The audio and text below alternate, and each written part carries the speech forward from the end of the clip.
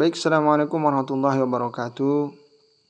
Perkenalkan, nama saya Julkifli Nasution dengan NIM 1930301047 dari jurusan Ilmu Al-Quran dan Tafsir semester 5. Kali ini saya akan sedikit menjelaskan mengenai qawaid fiqhiyah atau kaidah qawaid fiqhiyah.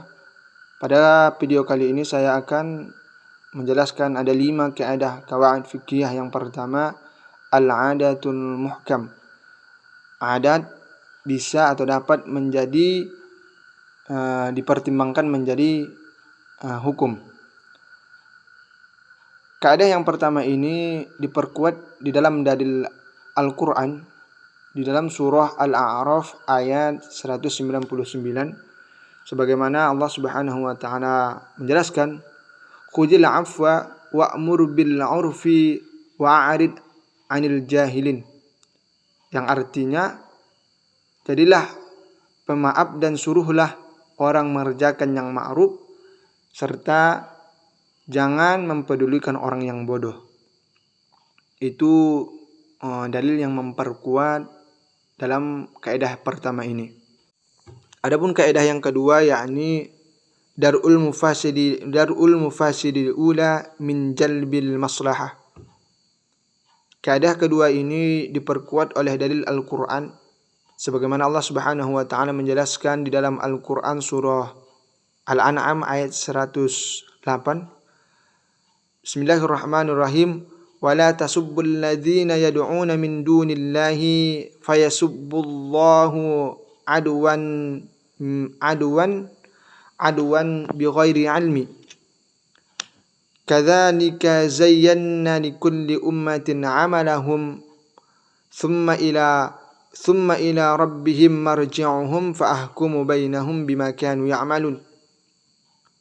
Yang artinya, dan janganlah kamu memakai sesembahan yang mereka sembah selain Allah, karena mereka nantinya akan memakai Allah dengan melampaui batas pengetahuan, dasar pengetahuan.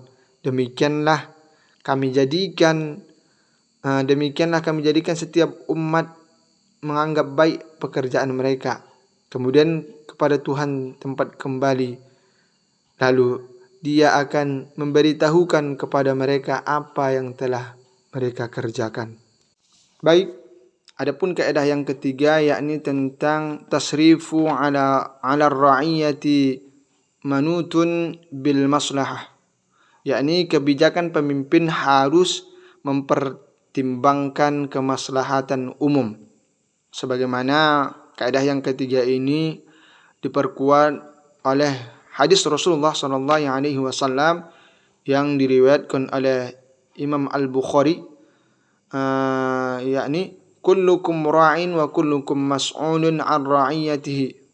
Setiap kamu atau setiap kalian adalah pemimpin, dan setiap pemimpin itu akan mempertanggungjawabkan atas apa yang dipimpinnya.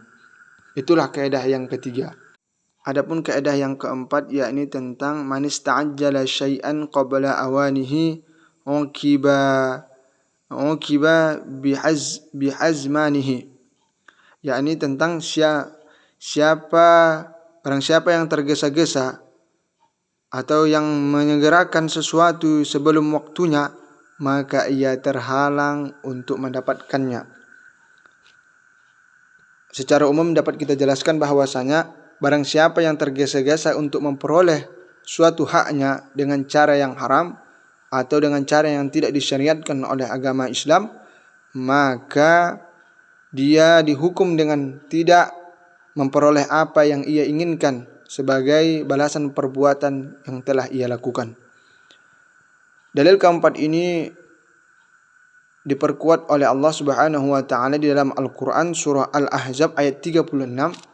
Sebagaimana Allah Subhanahu wa taala berfirman, Bismillahirrahmanirrahim, wa ma kana lil mu'minin wa la mu'minatin idza qada amrullahu wa rasulahu amran ayyakuna lahumul khairatu min amrihim.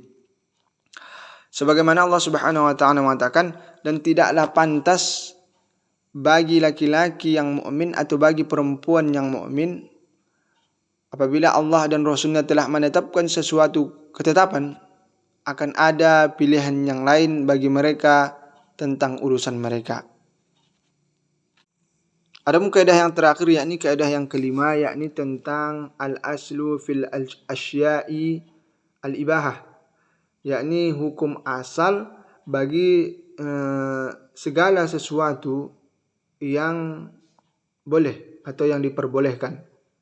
Dalil yang terakhir ini diperkuat di dalam Al-Quran, di dalam surah Al-Baqarah ayat 29, sebagaimana Allah Subhanahu wa taala menjelaskan, alladzi khalaqa lakum ma fil ardi jami'a, yang artinya dialah Allah yang menciptakan segala apa yang ada di bumi untuk kamu.